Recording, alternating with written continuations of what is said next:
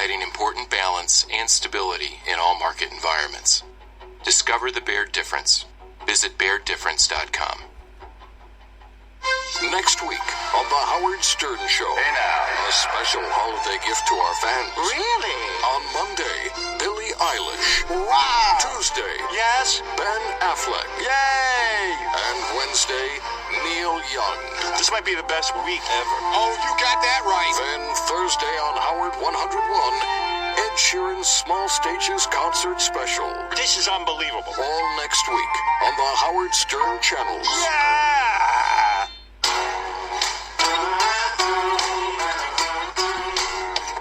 Crime Stories with Nancy Grace. You know, I want to go to a special guest joining us in addition to Irv Miller, Professor Brian Levin with us, director for the Center for the Study of Hate and Extremism. He's the co-author of The Limits of Dissent. He's been fighting the good fight against hate crime for many, many years. Also with me, Professor of Forensics, Jacksonville State University, author of Blood Beneath My Feet on Amazon, and star of a brand new hit series on iHeart called Body Bags with Joe Scott Morgan. Well, that certainly conjures up a lot of images. But first, to Matt Finn joining us. And I've got to go to Matt Finn and hear the whole thing before he's dragged away to another breaking story. Matt Finn is with us, Fox News national correspondent. Matt, tell me what happened when that verdict came down. Well, right after the verdict came down, Justice Smolet's lead attorney, Dana Yuji, he took to the mic. He said that Smolet is obviously disappointed. They plan on appealing. They say they disagree with the jury. Wait, they're going to lie to the appeals court too? Perhaps okay. so. Go ahead. They say they disagree because they feel like the jury can't find Smolet guilty of lying on some of the charges, but not all of them. Smolet was found guilty on 5 of the 6 charges. The first 5 are lying about being the victim of a hate crime because he's black and gay, lying about battery because he was battered. That 6th charge was the aggravated battery because he said his attackers were wearing masks. He was not found guilty on that one. I personally wonder if the jury didn't convict on that because they really couldn't confirm whether the attackers were wearing masks at the time of the alleged fraud. You know, a lot of the surveillance was very blurry. You really couldn't make out if they had masks on. Well, I started to say Justice Smolet said they were wearing masks, but that's worth about a hill of beans. Okay, so Irv Miller, back to you, criminal defense attorney, joining us from the Miller firm. Irv, is your firm located in Chicago? It is.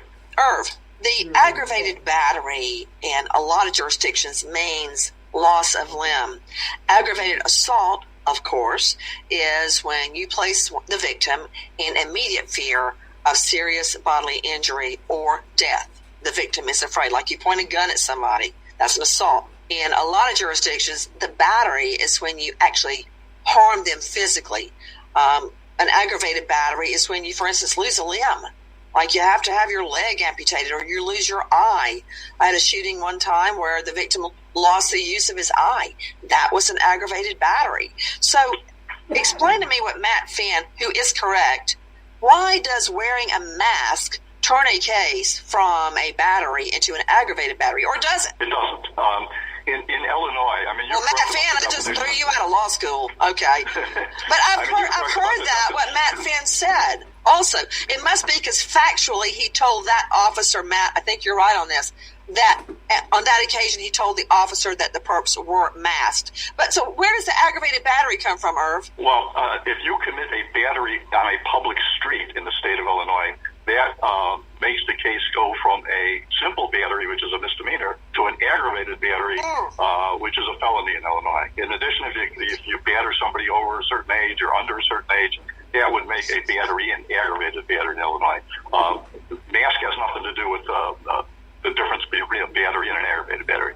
You know, that was a conundrum for me because I saw that in several sources that it had to do with a mask, but I'm wondering if factually what Matt Finn is saying is correct, that he was talking about the mask to that officer.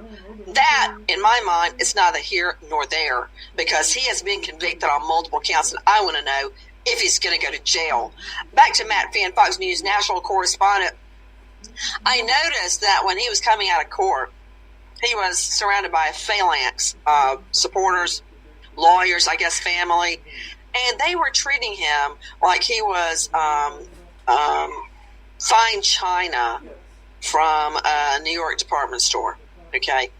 When is everybody going to treat him like what he is? He is a criminal, and he's still playing the role of a victim, which really puts a lot of victims' rights advocates on edge. So where did he go, Matt? Well, I do want to say, being in that courthouse every day, as you mentioned, he walked usually arm in arm with his elderly mother who had difficulty walking on her own.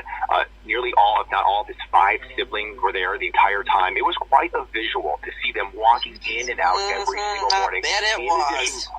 In addition to security, and then also his team had activists in there, and they were getting in front of the mic saying that the Chicago police are racist, saying that the judge is biased, and they were actually in the overflow room with us a couple times, making comments, reacting. The deputies had to tell them to please be quiet. So it was clear that everyone in that circle thought Jussie Smollett was guilty, or innocent rather, and he was the victim of a crooked system. So, he built quite a coalition, Nancy, and it looks like they walked him on the way out, and they probably still believe that he's innocent.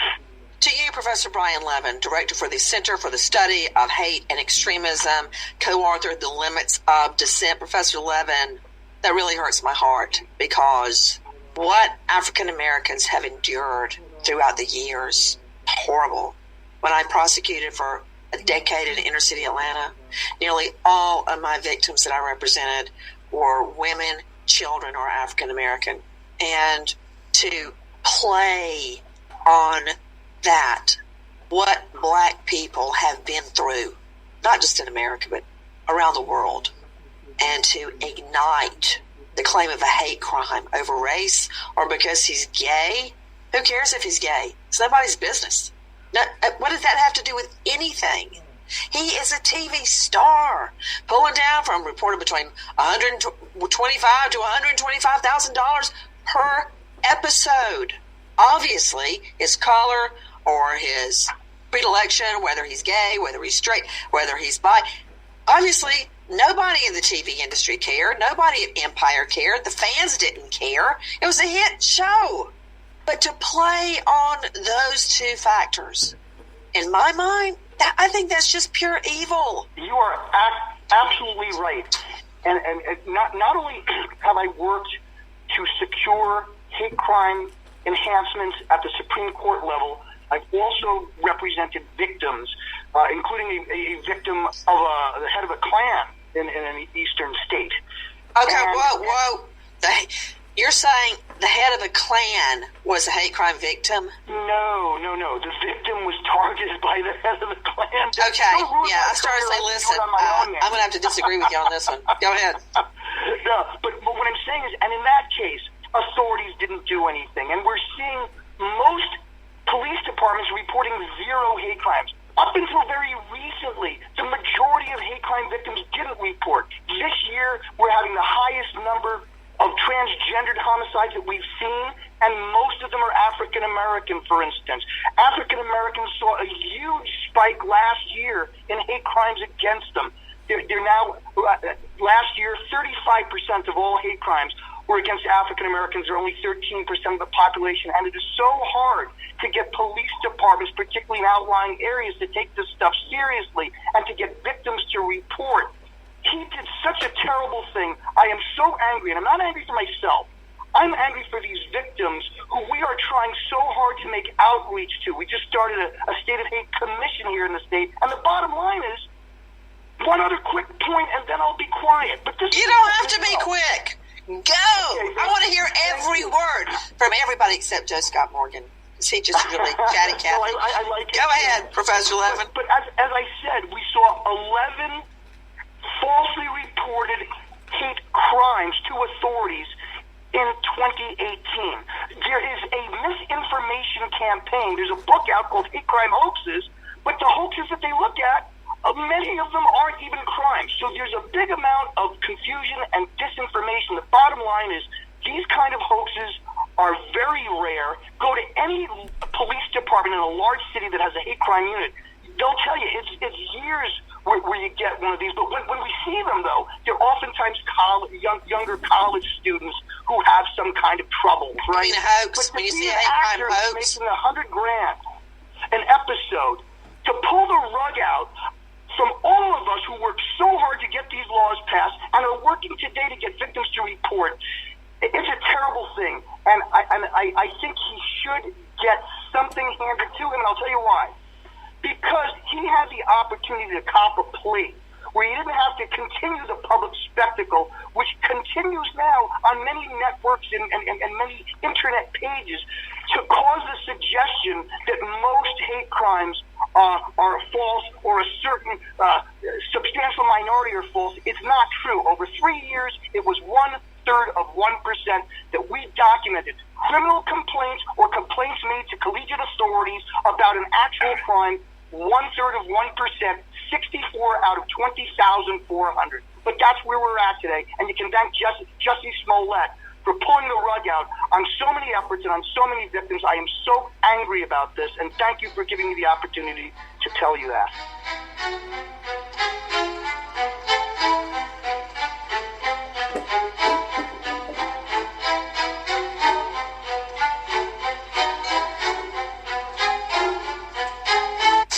Heisman Trophy presentation is on ESPNU Radio, Channel 84.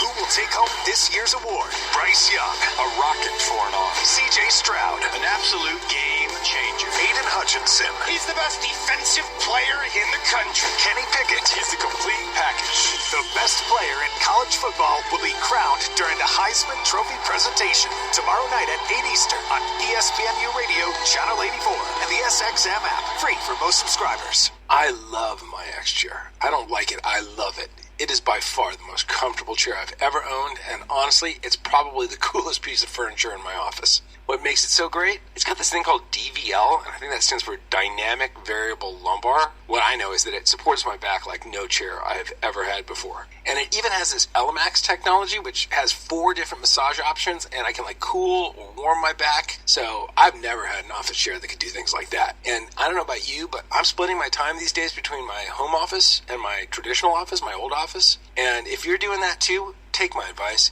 Get an X chair for each, because once you've sat in an X chair and felt the difference for yourself, trust me, you're not going to want to sit in another office chair again. Buy early, buy now. Buy while supplies last. Go to iwantxchair.com now. That's the letter I want, the letter X, chair.com for $100 off your order. X-Chair has a 30-day guarantee of complete comfort, and you can finance your purchase for as little as $30 a month. iwantxchair.com. You know that old dilemma. If a tree falls in the forest, well, if someone contacts your business and no one's there to greet them, did it really happen? Hello? Hello? Who's that? Who's that? This is James. I just had a question. This is James. I just had a question. Okay, I get it. It's an echo. Okay, I get it. It's an echo. Wow, well, you don't have to mock me. I'm so alone out here. But you're not alone with Ruby. We're the team of remote receptionists and chat specialists who are always on, 24/7. We answer all your calls and chats live from right here in the U.S. We take messages and transfer calls, just like an in-house receptionist, only better. Experience Ruby for yourself. Visit Ruby.com. Or better yet, call us, 866-GET-RUBY. Staying healthy is a top priority, now more than ever. So it's time to look beyond diet and exercise and take a closer look at your water. Did you know tap water can contain viruses, bacteria, lead, pesticides, and many other contaminants? Luckily, there's Aquasana.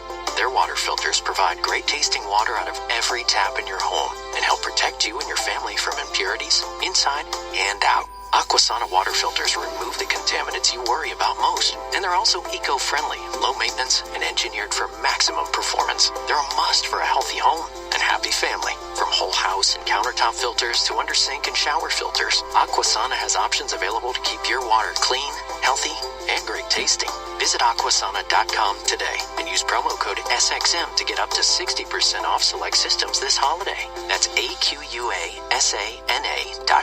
Promo code SXM for up to 60% off. Aquasana. Better water, better you.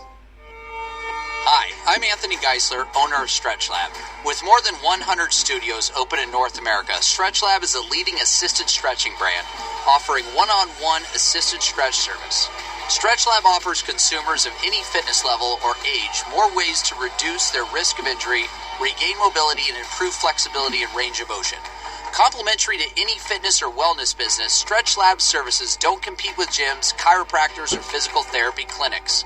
The StretchLab franchise opportunity is marked by a reoccurring revenue model, minimum build-out, proprietary training programs, and a semi-absentee executive model. StretchLab is part of the Exponential Fitness family of brands. Exponential Fitness has the systems, playbook, resources, and network to ensure continued growth and exceptional support every step of the way. Visit ownastretchlab.com to inquire about franchise opportunities in your market. That's ownastretchlab.com. Tonight on Sirius XM Sports. A doubleheader of action on Sirius XM NBA Radio. Tune in now as the Brooklyn Nets visit the Atlanta Hawks, followed by the Boston Celtics against the league best Phoenix Suns. The best coverage of pro basketball is on Sirius XM 86 and the SXM app, free for most subscribers. Sirius XM Sports. Wherever you are, your team plays here.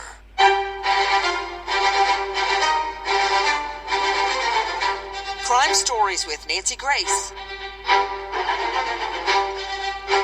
Joe Scott Morgan, there are no words to describe how wrong this is. I mean, tell the listeners what a real hate crime scene is like. Yeah, it's brutal, Nancy, and it hits at a base level of human behavior.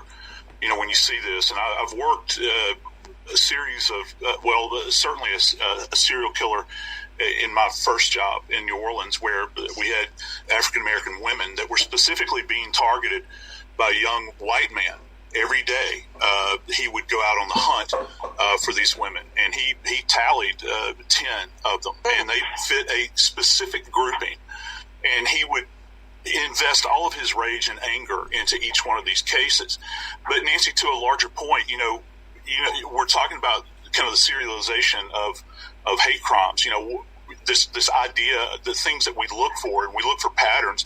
And, you know, there's actually kind of connectivity with what this guy has done and serial perpetrators, and that is planning. We look for patterns, don't we, in any kind of case that we handle. And in Smolet, you know, one of the things that will always stand out in my mind is he had a presser right as these charges kind of came down, and Matt had mentioned this earlier relative to, we say in the South, his mama, you know, walking into the courthouse. You know, he stood in front of a bank of microphones, Nancy, and he said, "Well, I would not be my mother's child if I didn't stand up for my rights." And I'm thinking, you know, you scumbag. You know, here your mom is. She's decrepit at this point in time. She's having to be helped along, and you've got everybody. He was totally using her as a prop. Yeah, exactly. And then you go to this pattern of behavior, and there's, even though it's not an element, you think about this premeditative thing that went through. We've got the letter that was created, these two guys that he hired essentially to facilitate that. You've got purchasing of the rope, you've got the bleach, and then, not to mention, you have, remember, he went and they actually ran the route, Nancy. They ran the route prior to this. Dry run. Yeah, and then he has the audacity. Do you realize how terrifying it is? I can only imagine to sit there and be willing to lie to the police, and not just lie to the police, but to lie in court. How much, you know, what does that take? And I think that's probably a bigger question for Dr. Angie, but, you know, and I want to follow up on what you're saying before I lose my train of thought. Yeah. To Matt Finn joining us, Matt, Fox News national correspondent. Please tell me what it was like. You were in the courtroom, in the overflow, I believe I heard you say. Could you see the jury? How were they reacting? And don't say, oh, they were listening intently. That's what everybody always says. Could you see any? Because that was something I was obsessed with, both trying cases and attending other trials. It was like a tennis match. I listened to the witness and look at the jury. Witness, jury, witness, jury. Leftover days with trying cases, because it matters what they think of each witness. How were they responding during this? Well, you know, Nancy, I was in the courtroom for most of the trial, and towards the end, I had direct views of the jury. You know, I'm going to say they had their poker faces on. There was a few of them taking notes. They were taking lots of notes, it seemed like, and I never saw any type of reaction from that jury. And when Justice Smolet took the stand, he initially was very charming, very warm. You can tell this is a person who spent the majority of his life in front of cameras and people, talking about his mom, talking about his career. But then under cross-examination, he became snarky. He became a little irritated with the special prosecutor, Dan Webb. In fact, a few times the judge had to step in and say, Mr. Smolet, yes or no answers to these questions. You can't be giving us commentary and stuff like that. And I was waiting to see maybe some of the jury, kind of squirm in their seat or give a reaction to Smollett's change in demeanor, and they didn't even do that. So I will give them credit for being professional. Did he claim that he still has scars from the attack? Yes, he claims he still has a scar under one eye and a permanent black eye under another. And the special prosecutor was quick to respond to that. He pushed back and said, well, Mr. Smolet, did you see yourself on Good Morning America just days after your alleged attack, implying that you looked just fine? And if you watch the video back, he did. And Smolet snapped back and he goes, well, I had Hollywood hair, makeup, and lighting. Okay, Irv Miller, don't you just love it when a defendant takes a stand? I do. I love it when a defendant takes a stand because you can have a field day with a defendant on the stand, just like Webb did. Hey, did you see? You know what? Did they bring in any of Robin Roberts' interview with Smolet? Yep, they aired a portion of it. And the jury could then see exactly what Webb was talking about. That's right. And, a lot of people probably saw that interview prior because the world was waiting to hear what he had to say. And he really, if you watch it back, his face looks fine. And I saw him in person, over the past couple of years and in the past couple of days. And it's hard to find a scar, to be honest. Irv Miller, criminal defense attorney, joining us out of Chicago with the Miller firm. Why in the world did he take the stand? That is a very good question. And like you, I was a former prosecutor. I served 10 years in the Cook County State's Attorney's Office. And it appeared to me that every time a defendant took the stand, whether it be a bench trial or jury trial, he corroborated the state's case in many respects and paid the price for taking the stand. I suspect in this particular case there were two parties trying to decide whether or not he should testify, the defendant himself and his lawyers. And as you know, Nancy, when you have a client and you're getting them ready to testify, you do a lot of preparation. You try to pretend to be the prosecutor to see what questions will be against cross-examination. And you make it an intelligent decision, hopefully, on whether or not you think your client should take the stand. However, there's only one vote in this that counts between the lawyer and the client, and that's the vote of the client. And I would bet money that these attorneys said, Jesse, I don't think it's a good idea to take the stand. But being Jesse Smolet and wanting to let the world hear his side of the story again, I'm confident to say that he said, I'm taking the stand. And that's the end of that discussion. If he wants to take the stand, he can take the stand. When he gave the interview to Robin Roberts, she was great, as always. And when you think about it in retrospect, knowing that everything he said was a lie, and getting up in front of that jury saying, I have permanent scars, they're looking right at him. I mean, who should I believe? You or my lying eyes? I mean, that's crazy what he did, but you're right. Irv, he could not resist taking the stand and putting on the performance of a lifetime. And I don't know if they taught you this at your law school, Irv Miller, but his testimony sucked. Now, I don't let my children say that, so don't say anything like that around them. But that's a technical legal term. I think it has a Latin root, but he sucked. It was awful on the stand, just watching him, knowing it was all a lie. I mean, after the Osendaro brothers took the stand, they should have caught a plea right then.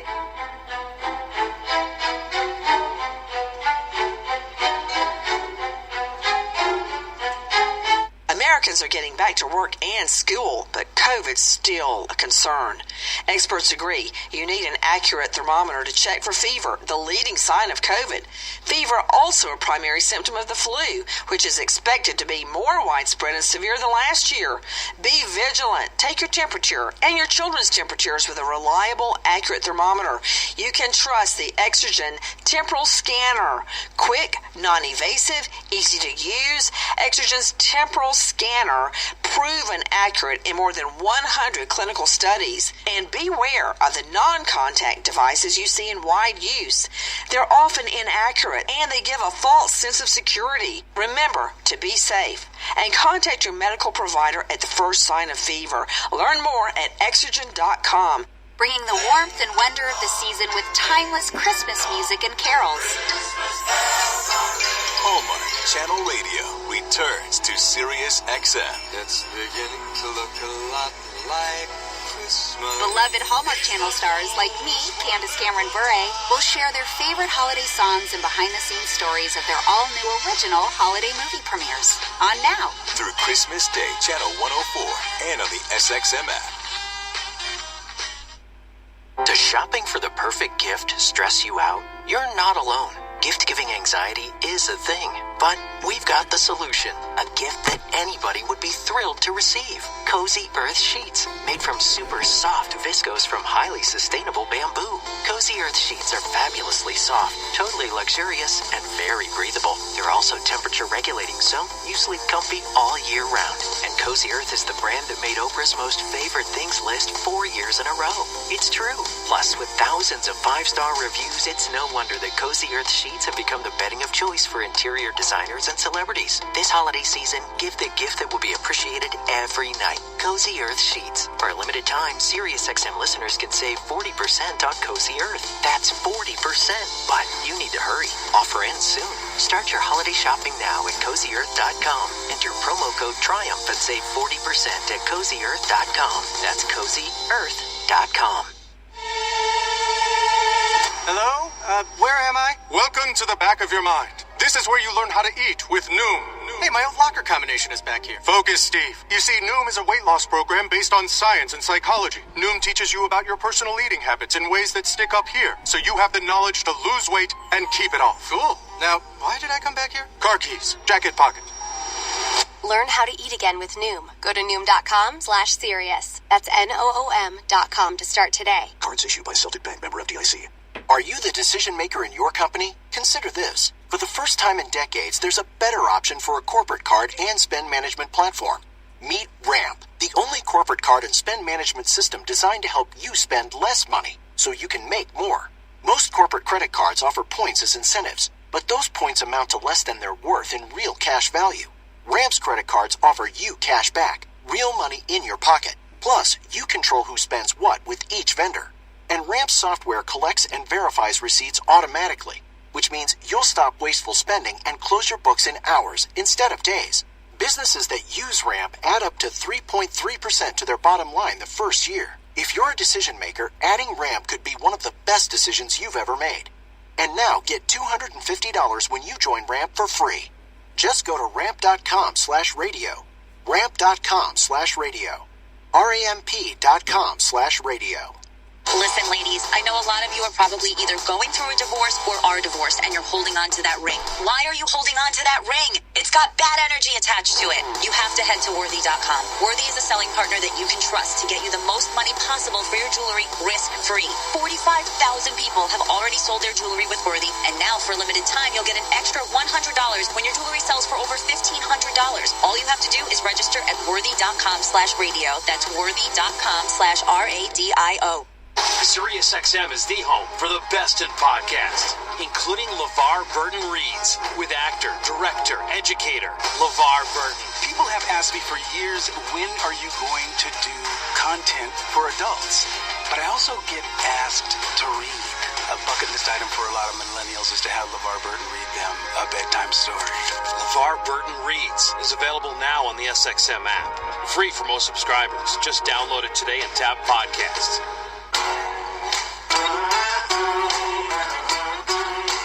Crime Stories with Nancy Grace. I got a question. What's going to happen with the first prosecutor who had the emergency hearing that nobody knew was coming and dropped the charges in exchange for him not taking back his $10,000 bond? Is that how it went, Matt Finn? Yes, I reached out to Kim Fox's office. I have not heard back from them. They have a history of not responding. I bet you didn't. I bet you're the last one she wants to talk to. Go ahead. That is right. She did give a statement to the Chicago Tribune saying that the jury has spoken.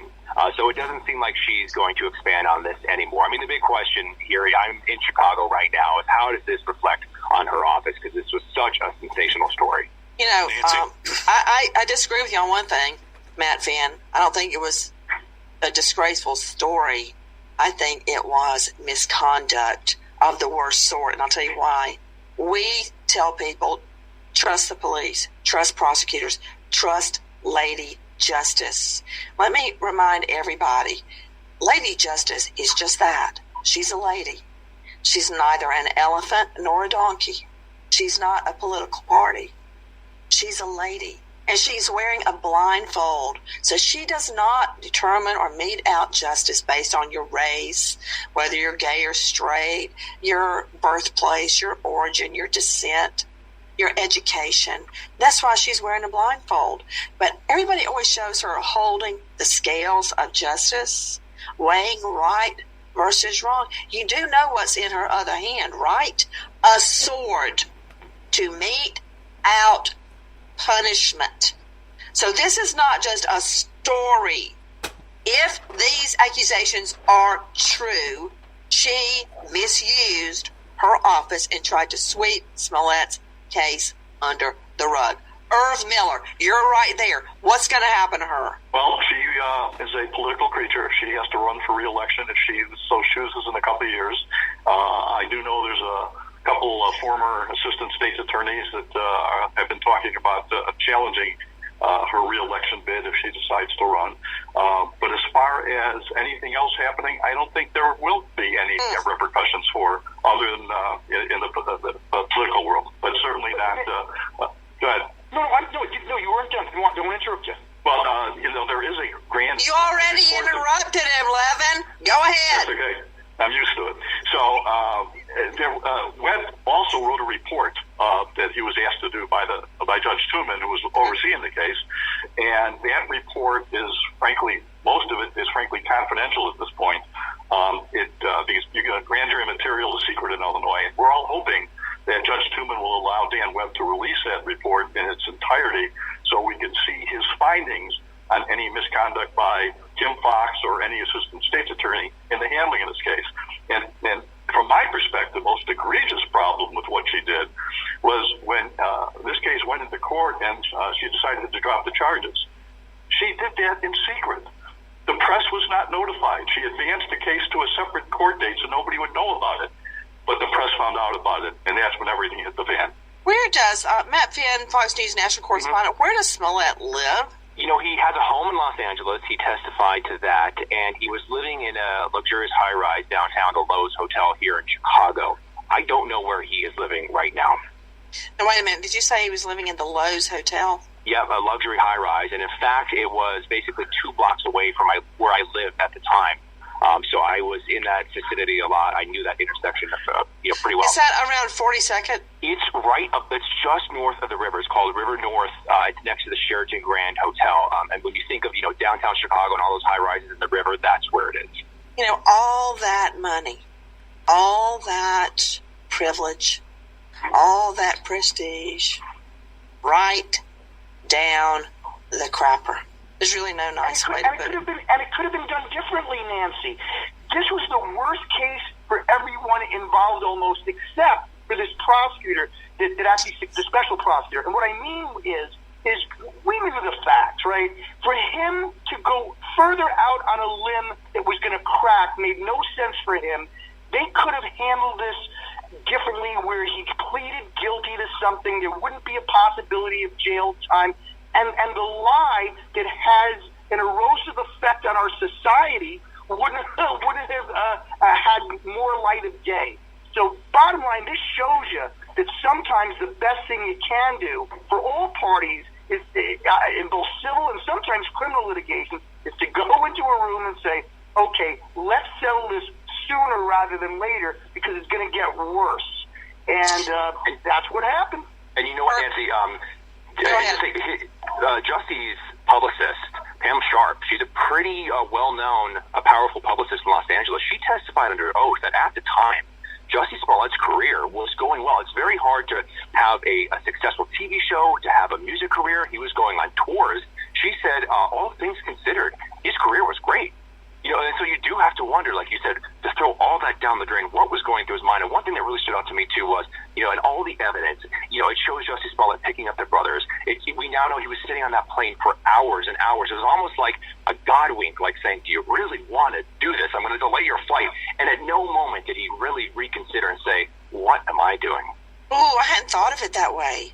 The plane sitting on the tarmac, he knew he was going to stage a hate crime when he got back to Chicago in the polar vortex. And that plane sat on that runway. Joe Scott Morgan, you and I are both believers. He's right. I guarantee you it was Laura saying, rethink this thing, man. This is going to go sideways. Don't do that. Just sitting there on the plane, you can't go anywhere. You have to think. Yeah, the road kind of splits in two directions, doesn't it? And we're creatures of free will. So you get to make that decision. And going to what my buddy Brian Levin said relative to how this has impacted people going forward relative to victims. And also, believe it or not, tying back to the local police and the trust that you put into the police and their hard work in Chicago, which has pretty bad crime problem. I began to think about, well, there needs to be a message sent here. And so, and I'm no legal scholar, and one of the things I'm curious about is that's certainly never stopped me before, Joe Scott. He's been on a big, yeah, no kidding. He's been on such a big stage. Is there any way that he can be charged with perjury in this case? Well, I think a lot of people want to know that. Hate mail. That's a really good question. Let's go to Irv Miller. And if you know Matt Finn, if anybody on the panel knows, they've got Professor Brian. What a brain trust. We got Professor Brian Levin from the Center for the Study of Hate and Extremism, Irv Miller, renowned criminal defense attorney, joining us out of Chicago with the Miller firm, Dr. Angela Arnold, psychiatrist, joining us out of Atlanta, Joe Scott Morgan, professor of forensics, and Matt Finn, the Fox News national correspondent. What about that, Irv and Matt? Do either of you know anything about I say the fake letter he sent himself? It's like a fifth grade girl did it. I mean, you got the stick figure with the rope around it, and then, whoa, what a coinky-dink. A couple of weeks later, bam, somebody puts a rope around your neck. It's almost as if they wrote that letter, which they did. What's going to happen with that, Irv? Well, the fake letter is actually in the hands of the FBI. They're considering potential federal charges if they could figure out who sent the letter. And they haven't revealed anything as far as what their intentions may be or whether or not there's any particular suspects or whether or not they think... Wait a minute, didn't the U.S. Postal Service drop their investigation into the letter? That's not what I've heard. I've heard that the letter is there and that it's still an open case. Well, the FBI is a whole lot different from U.S. Postal. So I hear what you're saying. Postal may have just given up and saying, not my problem, but the feds, the FBI might be on it. Matt Finn, what about it? Any word on that? Well, I mean, this was almost 3 years ago. If they haven't concluded something by now, when are they going to? I mean, I pressed the FBI. We all know they never reveal anything during an active investigation, but we also have an FBI producer in Washington, and me and him were talking for years now, saying, hey, could you get any leads on this? And it never got anywhere. Dan Webb, the special prosecutor, testified in court, that the law enforcement was never able to trace it. He said that in court. So I'd have to imagine he was in touch with the FBI. I mean, if they're still sitting on this 3 years later, come on. Well, we wait as justice unfolds. Sentencing set to go down, we think, at a hearing in January. The judge is waiting on a PSI, pre-sentence investigation, which in most jurisdictions is done by the probation or the probation department. And it goes into your background, your history, your job prospects. Do you have a place to live? How serious was the crime? What do victims have to say? We're just going to see what that PSI says. And there is no way this judge can overlook the fact that Smolet lied to authorities before, trying to push blame off on his brother on a DUI. This ain't his first time at the rodeo. We wait as justice unfolds. To my awesome panel today, thank you for being with us, but especially to you being with us today and every day for Crime Stories. Nancy Grace signing off. Goodbye, friend.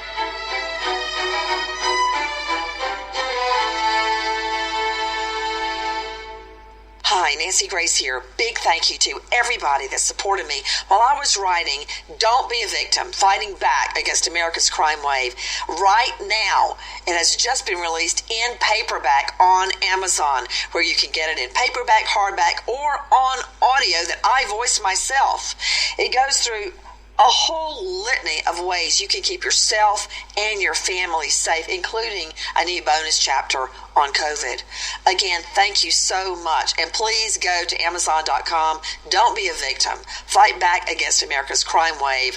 Money going to National Center for Missing and Exploited Children. Thanks.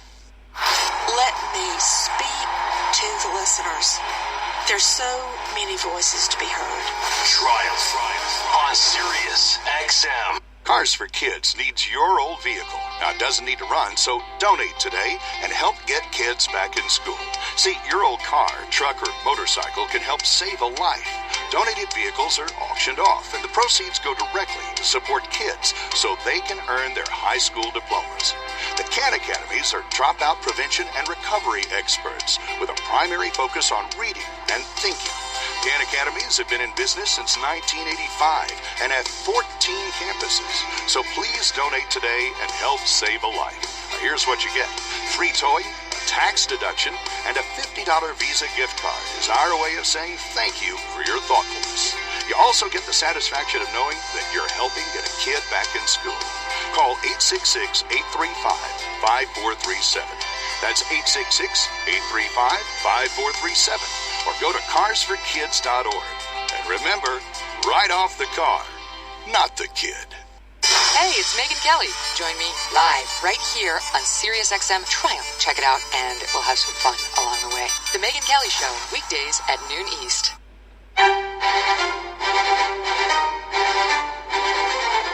Crime Stories with Nancy Grace and this Crime Online news update. I'm John Lemley. She was seen on the bridge the last time she was seen on the bridge before. Well, why does this flyer say last seen near Chrissy Field? Because she was dropped off in that area, and then the person that dropped her off saw her in that area.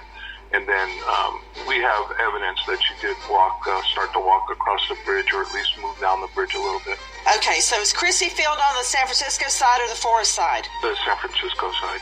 Okay, so that's not that inconsistent. Okay, Sydney West, last seen near Chrissy Field, moving toward the bridge, where there are literally, that bridge is packed. How could no one have seen her? Around 6:45 a.m. on Wednesday, September 30th, a 19-year-old UC Berkeley student is dropped off near San Francisco's Golden Gate Bridge. Then she quite literally disappears into the fog. What happened to Sydney West? Coming up, Nancy and a team of crime experts investigate. That's just ahead. But first, the latest from Nancy's crime and justice website, crimeonline.com. Thank you for joining us. Headlining the hour, a jury in Chicago finding Jussie Smolet guilty of staging a racist anti-gay attack on himself and then lying to police about it. The former Empire actor convicted on 5 of the 6 charges connected to this highly publicized incident. He now faces up to 3 years in prison. CBS correspondent Charlie DeMar has been covering the trial for us. Jussie Smolet said nothing moments after jurors found him guilty on 5 of the 6 counts of disorderly conduct. After deliberating for just over 9 hours, he was found not guilty on count 6, which involved a later report to police. They found Mr. Smolet guilty of virtually all charges of doing exactly what we said he did. The 5 counts stem from Smolet telling police in January 2019 that he'd been attacked by 2 men. Beat him up, doused him in bleach, and put a rope around his neck. Initially identified by Smolet as his attackers, brothers Abel and Ola Osundaro both testified last week that Smolet orchestrated the hoax and paid them $3,500 to stage the attack. Smolet himself took the stand, maintaining his innocence and that there was no hoax. Mr. Smolet would not have lost this case, as he did today, unless the jury found that he lied to them. But Smolet was found not guilty on count 6, reporting in February, the following month, to a detective that he'd been the victim of an aggravated battery. You cannot say Jussie's lying and Jussie's not lying for the same exact incidents. So we feel 100% confident that this case will be won on appeal. Attorney Joe Tamburino says the jury might have felt they had already convicted Smolet on enough counts. They could have decided that perhaps the sixth count, maybe they found that with that one particular officer, there really wasn't a lie. Smolet's attorney says the actor is committed to clearing his name. The judge set a post-trial hearing for the end of January, and the sentencing date has yet to be set. CBS correspondent Charlie DeMar. You're listening to a news update from crimeonline.com. In Minneapolis, emotional testimony in the manslaughter trial of a former police officer accused of killing Daunte Wright during a traffic stop.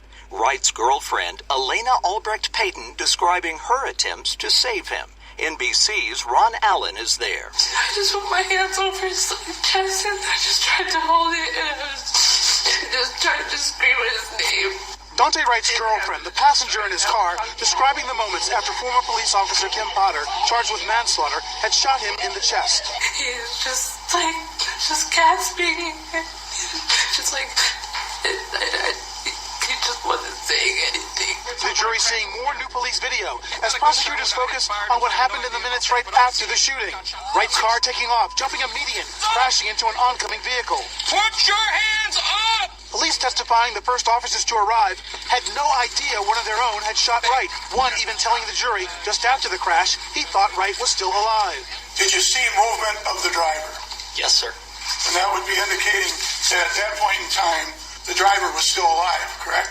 Yes, sir. Prosecutors say the minutes after Potter shot Wright reveal more examples of how she failed in her duties that day. She didn't do anything to help him. She didn't call for assistance. She didn't render aid. She didn't communicate any information about what had happened to her fellow officers. The defense trying to convince the jury Wright's attempt to evade arrest for an outstanding warrant caused his death. I shot him! Oh my God! Telling the jury Potter's grief and regret are inconsolable. The jury seeing video of Potter in the minutes after she shot Wright and while he lay dying not far away. Testimony continuing with more officers who responded that day and more video and pictures showing what happened to Wright. Ron Allen with NBC News. Hi, Nancy Grace here. Big thank you to everybody that supported me while I was writing Don't Be a Victim, Fighting Back Against America's Crime Wave. Right now, it has just been released in paperback on Amazon. Money going to National Center for Missing and Exploited Children. Thanks. Keep up to date on justice and crime issues with Nancy's website, crimeonline.com. Download the Crime Stories podcast. Subscribe at Apple's iTunes, Google Play, and many other podcasting sites. I'm John Lemley, and you're listening to Crime Stories with Nancy Grace.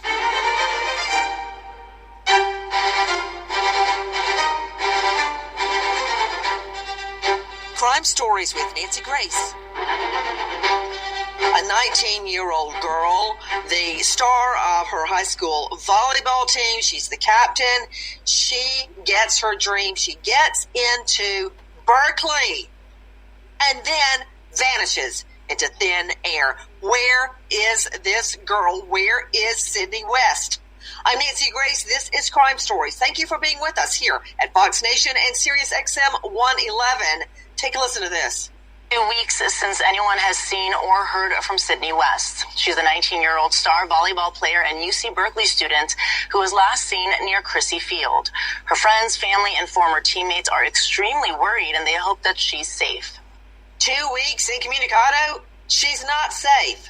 Something is horribly wrong. Let me give you the tip line right off the bat. 925-705-8328. Repeat, 925-705-8328 or 415-575-4444. 415-575-4444.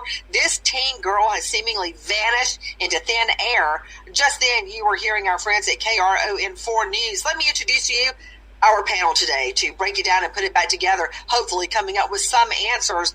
Judge, trial lawyer, anchor, Court TV, Ashley Wilcott. You can find her at ashleywilcott.com. Renowned psychiatrist joining us out of the Atlanta jurisdiction, Dr. Angela Arnold at AngelaArnoldMD.com. Scott Dudek, PI with Dudek and Associates, on the case from the beginning, trying to find Sydney West, just 19 years old. Special guest joining us, Antoinette Levy, Emmy-nominated reporter and anchor. Antoinette, first, you can report to me, is it Levy or Levy? It's Levy, Nancy. Thanks so much for having me. You know, I don't understand how somebody can just disappear in a very, very crowded area like that. First of all, what is Chrissy Field? That's where some people say they last saw her. Her teammates say she was near Chrissy Field. Is that something to do with Berkeley? Is that where they play volleyball? Chrissy Field's just basically a running area. It's kind of an open park in the San Francisco area. A lot of people run around it. They have yoga classes down there. Bird watchers. It's right near the area where Sydney was last seen. You know what's interesting about that area? You know, Antoinette Levy, I heard Scott Dudek just jump in on your answer right there, Scott. I'm not going to hold it against you. But, you know, that Chrissy Field area, as you drive along, there are all those tall, beautiful eucalyptus trees. And my point is, when you're driving through that area where Chrissy Field is, you're leaving the San Francisco Bridge area and heading back on the other side of the bridge. It is beautiful. It's amazing that a forest, it looks like a deep primeval forest there. There are a lot of bird watchers. There's a lot of hikers. And it makes me wonder who else would be there. My sister, Antoinette Levy, and Scott Dudek, lives very near there. So I've been out there with my now husband and the twins. Oh, my goodness, many, many times have walked back and forth across the Golden Gate Bridge, have gone into those forests we're talking about where Chrissy Field is, and that really opens up a cornucopia of possibilities about what may have happened to Sydney West. Guys, for those of you just joining us, freshman at Berkeley, back to you, Scott Dudek, PI, on the case from the beginning. Now, the parents... her parents, did they live in that area? So Sydney had grown up in Pleasanton, California, which is approximately 20 miles from the Golden Gate Bridge. So Cindy grew up in Pleasanton, and then when she was 16, the family got a transfer to Chapel Hill, North Carolina. So what do you mean they got a transfer? How did they move? So the mom and dad moved for business reasons to Chapel Hill, what North do they Carolina. They're in the medical field. Biotech field.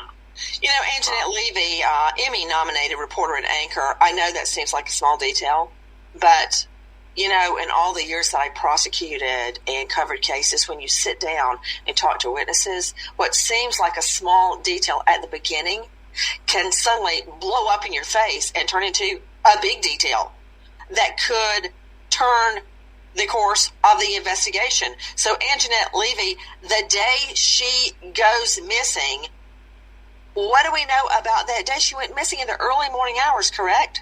Yeah, that's correct, Nancy. And I mean, it could be just the smallest detail. Covering these cases for many years, you know, something that may seem insignificant may be that lead that breaks the case wide open, as you mentioned. So we know she was down in that area.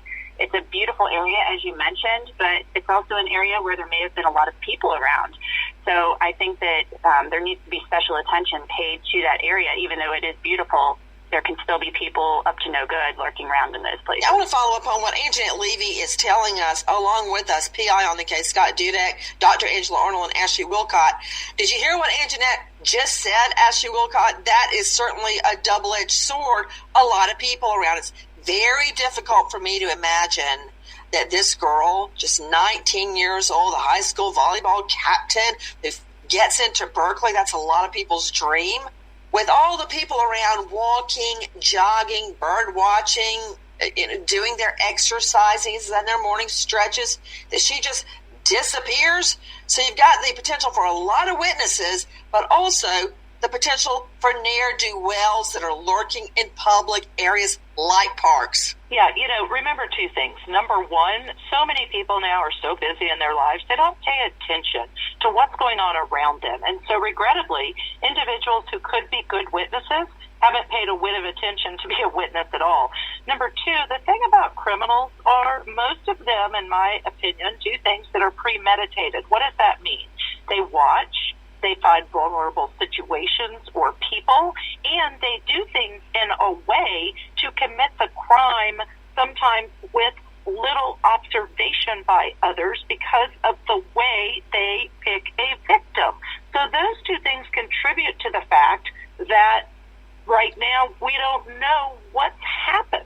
Just thinking of all the people just recently, as you know, Ashley, but let me alert the rest of you to the breaking news. We took an RV trip all the way across the country. It's our third RV trip.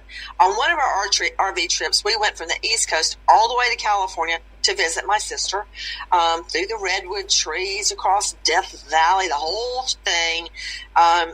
We ended up at Golden Gate Bridge, which is the area we're talking about. And I want to understand something, Scott Dudek, PI.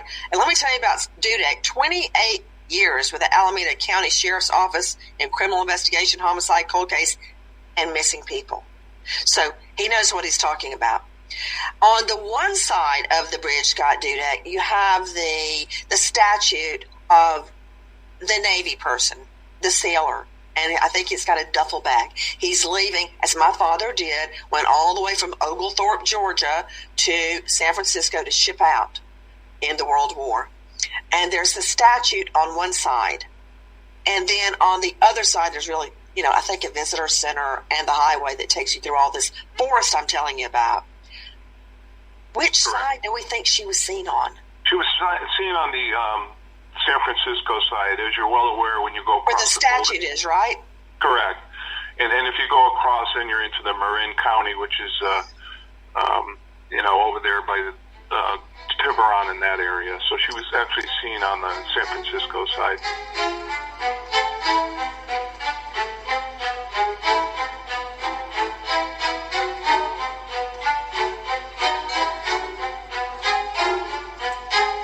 Americans are getting back to work and school, but COVID's still a concern. Experts agree you need an accurate thermometer to check for fever, the leading sign of COVID. Fever also a primary symptom of the flu, which is expected to be more widespread and severe than last year. Be vigilant. Take your temperature and your children's temperatures with a reliable, accurate thermometer. You can trust the Exergen Temporal Scanner. Quick, non-invasive, easy to use. Exergen's Temporal Scanner, proven accurate in more than 100 clinical studies. And beware of the non-contact devices you see in wide use. They're often inaccurate and they give a false sense of security. Remember to be safe and contact your medical provider at the first sign of fever. Learn more at Exergen.com. Holiday your way with channels for every occasion on the SXM app. Set the season off with Rockin' Christmas.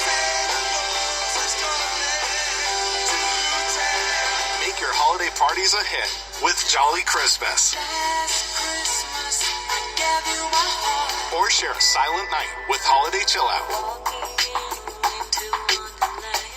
Explore more than 15 holiday music channels exclusively on the SXM app.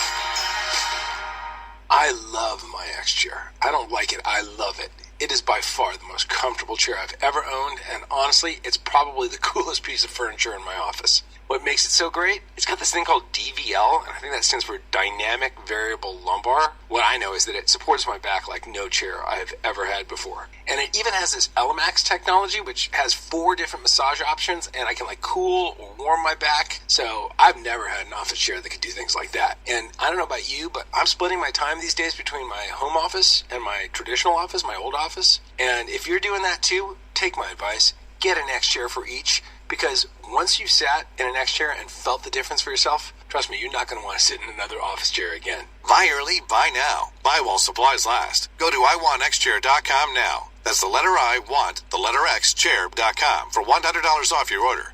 X-Chair has a 30-day guarantee of complete comfort, and you can finance your purchase for as little as $30 a month. iwantxchair.com. And paid for by the Sentinel Group, non-attorney spokesperson.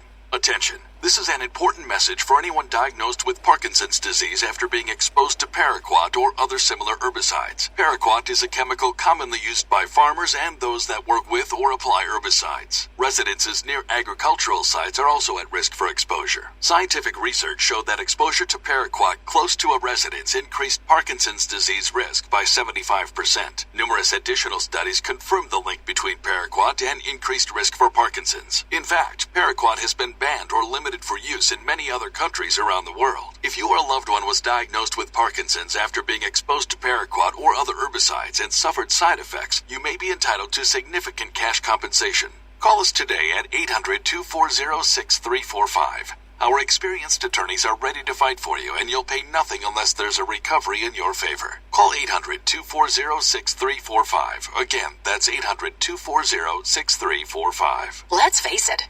Credit cards are pretty much a necessity. New tires for the car? Here's my card.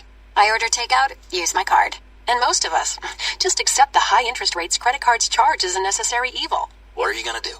Get a low fixed-rate credit card consolidation loan from Lightstream from $5,000 to $100,000 and pay off those credit card balances. Apply online, and you could get your money as soon as the day you apply. The average credit card company charges over 19% APR, but with Lightstream, you can get a fixed rate as low as 4.98% APR with auto pay and excellent credit. Now I can pay off my high-interest credit cards and save money with a much lower rate.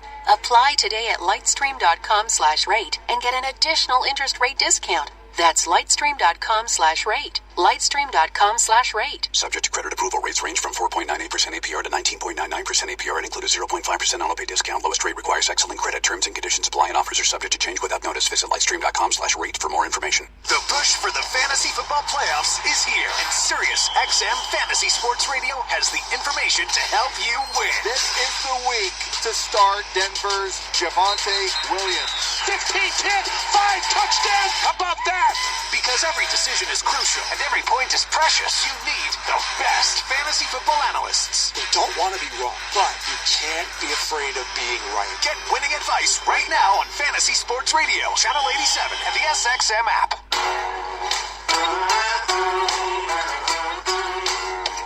Crime Stories with Nancy Grace. Guys, we're talking about, she's beautiful. I'm looking at her picture right now. Oh, my goodness. Have you seen her? I have. Look at her. Something about her, I think it's her hair and her expression, reminds me so much of my daughter, Lucy. This 19-year-old girl seemingly has vanished into thin air. And I don't buy that. I just don't believe it. Guys, take a listen to our friends, Kimberly and Jay West, Sydney's family. Sydney, or Sid as she likes to be called, is a kind, caring young woman who has a way with younger children, especially her 10-year-old sister, who she's adored since the day she was born and who misses her desperately. Sid is an incredibly talented musician, an athlete, an artist, and is highly intelligent. Sydney's 5'10", 130 pounds, and was last seen wearing long dark leggings, a teal sweatshirt with her hair in a bun on top of her head. This is every parent's nightmare. And all we want is our daughter Sydney to be found safe and brought home to our family. Thank you. Thank you.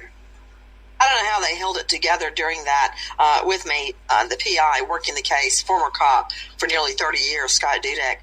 How the parents managed to hold it together for that press conference is amazing to me. How did they do that? It's like everybody that's in this situation. They have they take it minute by minute, and they know they got to be strong to get the word out. It's just very, very difficult for them. If you talk to them when they're behind the scenes type of thing, it's just been horrible for all of them. Mom, dad, the little sister. But they know that they've got to stay strong and just have the people out there that may have seen her that, like somebody said earlier, that may not have realized what they saw to give us a call, and that's all we're praying for on this case here. I've got a picture of her right here at the entrance, one of the entrances to it's at the San Francisco side, to the Golden Gate Bridge, and it was a big thrill when I walked across the bridge with my children for the first time. And I got to tell you, that bridge is packed with people. if she had been on that bridge or near that bridge, I know someone would have seen her. And I'm confused about something. Actually, I'm not confused. I've identified an inconsistency in the statements. To you, Mr. Dudek, was she seen on the bridge last, or was she seen near Chrissy Field, which I think would be on the other side of the bridge? She was seen on the bridge the last time she was seen on the bridge before. Well, why does this flyer say last seen near Chrissy Field? Because she was dropped off in that area, and then the person that dropped her off saw her in that area, and then we have evidence that she did start to walk across the bridge, or at least move down the bridge a little bit. Okay, so is Chrissy Field on the San Francisco side or the Forest side? The San Francisco side. Okay, so that's not that inconsistent. Okay, Sydney West last seen near Chrissy Field, moving toward the bridge, where there are literally, that bridge is packed. How could no one have seen her? I want to go straight out to Ashley Wilcott, judge and trial lawyer, anchor at Court TV. You were mentioning earlier how someone may have seen something but not realize they saw something. Absolutely. That happens a lot, very frequently. So I think that, a lot of times all of us see things that may not register. And so it may not seem like a big deal to us if we're, for instance, in a park walking our dog and we notice another dog run by. In and of itself, whatever, don't really process. But then if we're asked later, and I have witnesses in court testify before me all the time that do this, if they're asked later by someone, whether it's an investigator or law enforcement, about, hey, we understand you might have been in the park at this time. Yes. You were walking your dog. Yes.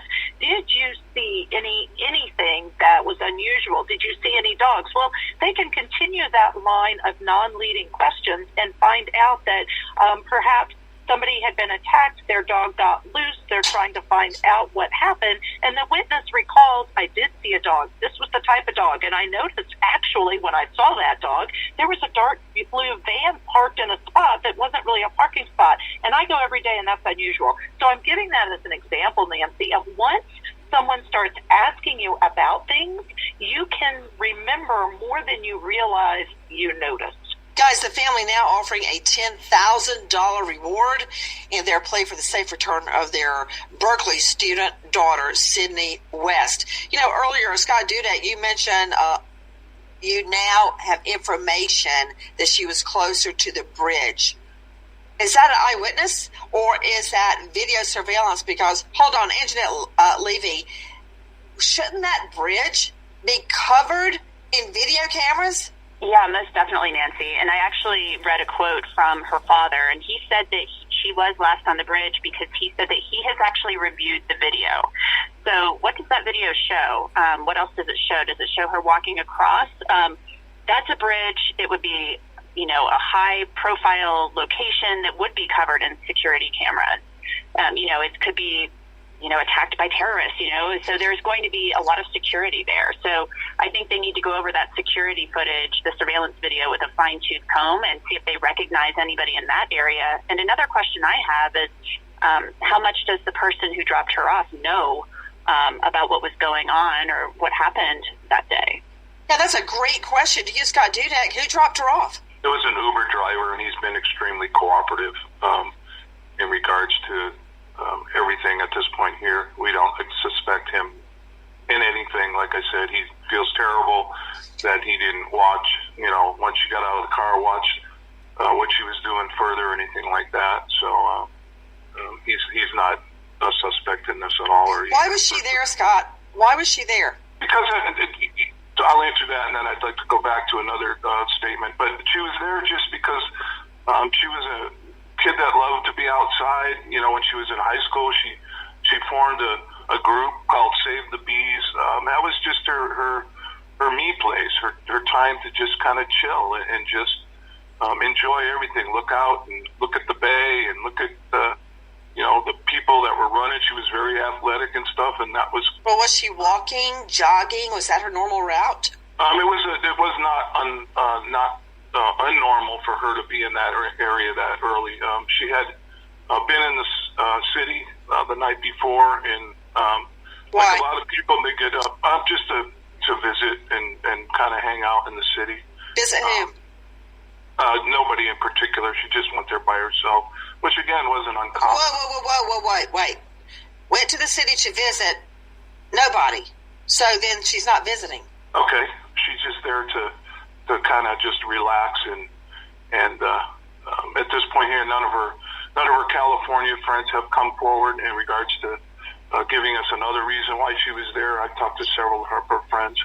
Well, I really believe she had to see somebody while she was there. Did she have a boyfriend?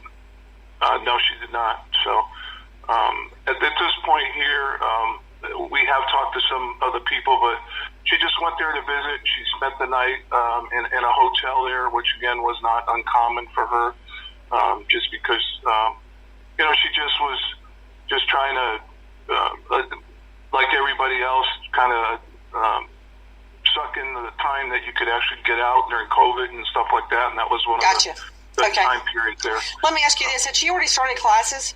She had started classes, and then COVID hit, and then she was having a hard time doing the distance learning online thing, so she decided to withdraw until the COVID ended. Where was she living at the time she disappeared? She was in the area of Pleasanton, where she was staying with some relatives and stuff over in that area. So living with relatives in Pleasanton, where she used to live growing up, correct? Yes, that's correct.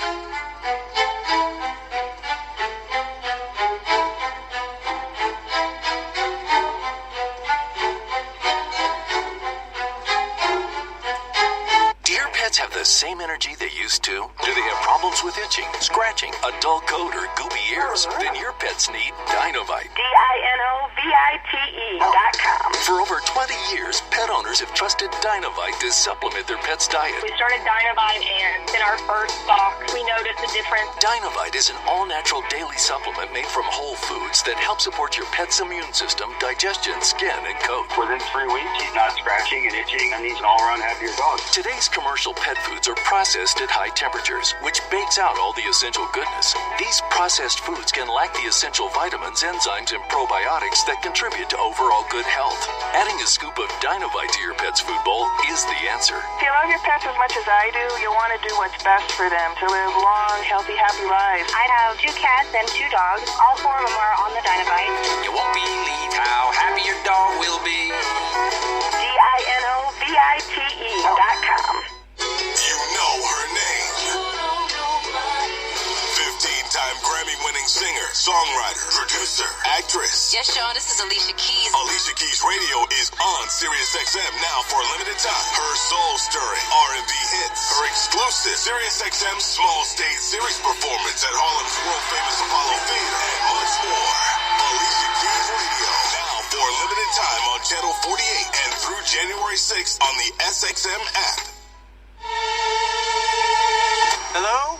Where am I? Welcome to the back of your mind. This is where you learn how to eat with Noom.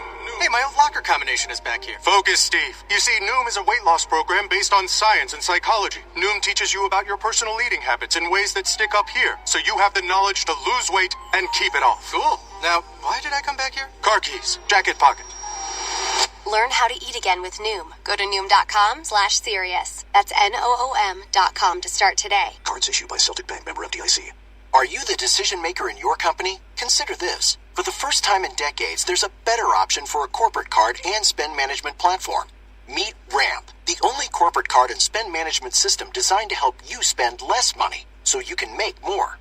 Most corporate credit cards offer points as incentives, but those points amount to less than their worth in real cash value. Ramp's credit cards offer you cash back, real money in your pocket. Plus, you control who spends what with each vendor. And Ramp software collects and verifies receipts automatically, which means you'll stop wasteful spending and close your books in hours instead of days.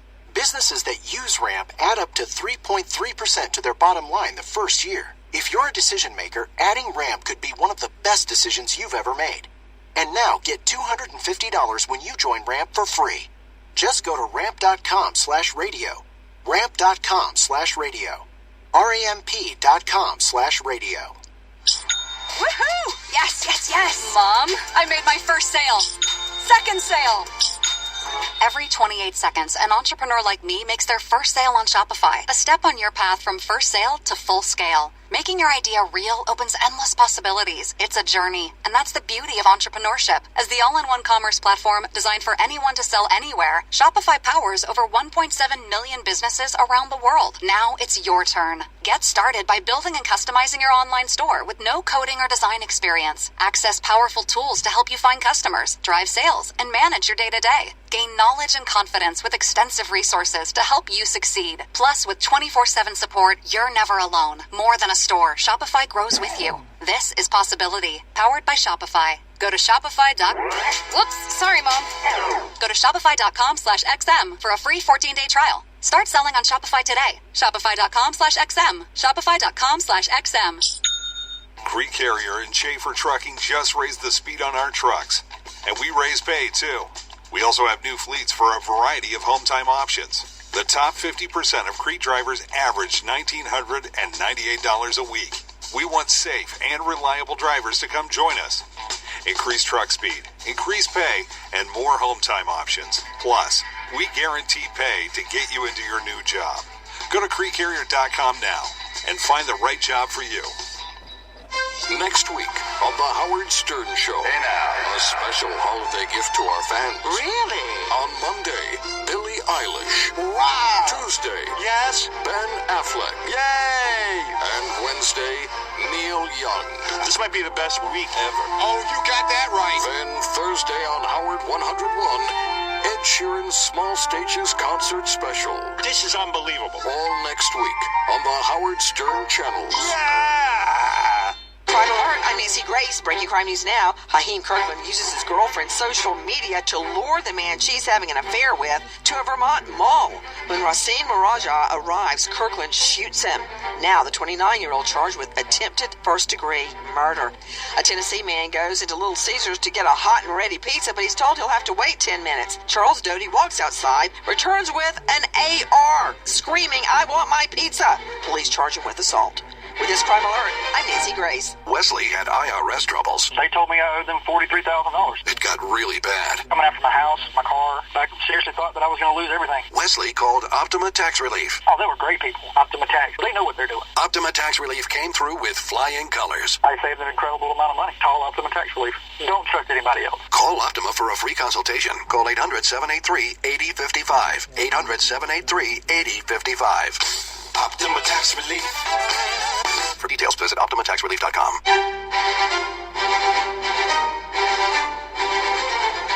Crime Stories with Nancy Grace. To Dr. Angela Arnold, psychiatrist, joining us out of Atlanta at AngelaArnoldMD.com. I think we need to talk to who she saw the night before. As of right now, the Uber driver and the Golden Gate Bridge video does not show her with anyone that we know. But I still want to know who she contacted the night before. That could be very telling.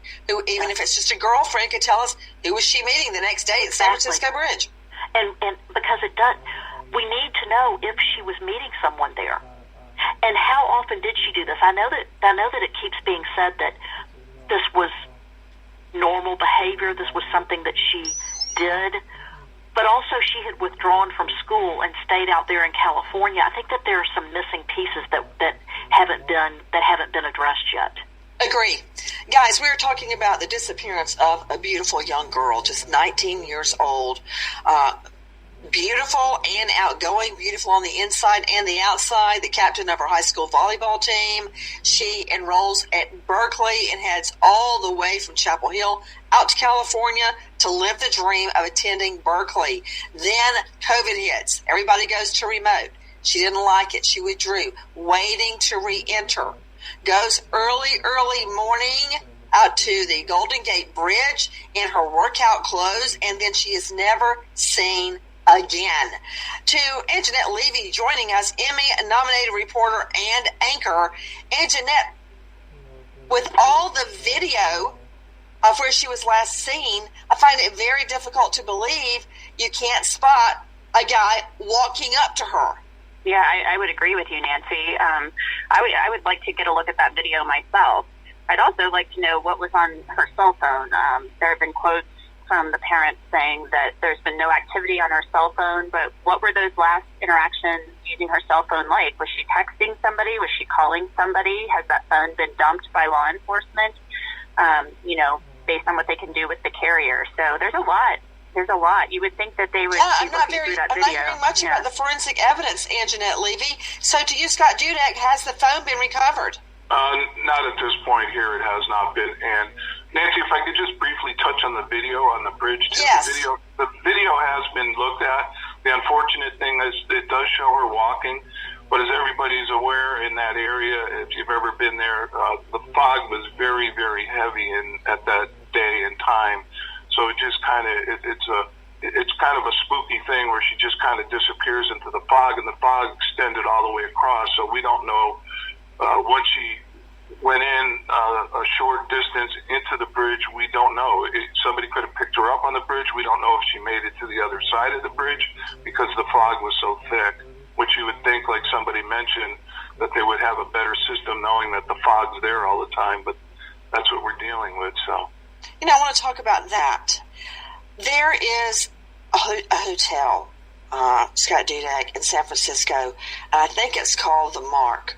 And before I had the twins, my husband and I were out, I forgot why we were there, I think a trial in San Francisco, and we went to the top of the Mark, and you could see the whole city and out onto the bay. And I was looking out, I went, oh my stars, David, look at this. I've never seen anything like it. Fog was coming in over San Francisco. And what Dudek is telling you is correct. It was so thick. It looked like it was covering the whole city. It was just rolling in, I guess, off the San Francisco Bay. And it was opaque. You could see nothing. And now that he said that, I get it. Because up until you told me that, Dudek, I couldn't understand how did she just disappear last seen on the bridge with all that video surveillance. And like Antoinette Levy told us, that is a high-profile spot in our country, like the Statue of Liberty or the Washington Monument. I mean, it's guarded heavily from terrorists. So there's a lot of video. There's a lot of surveillance. There are cops stationed there to protect it. But now I get it that you told me that, Dudek, because that fog is like unlike anything I've ever seen before. I mean, if you take that area that you're talking about at the top there, I've been there, I know exactly where you're talking about. When you go there, it's almost like when the fog starts to roll in, it's almost like you're sitting on the clouds in that area. It's just kind of an eerie sight to watch it roll in. It really is. But what about the other side of the bridge? They didn't see her coming off? Do they look the entire day and they never see her coming off one way or the other? That's correct. Never saw her because the fog was so thick. And as you're well aware, Nancy, too, both San Francisco County and Alameda County, which are the two areas around where she disappeared, there's a lot of heavy, it's known for human trafficking, and that's a concern of ours, too, that somebody could have picked her up for that, just based on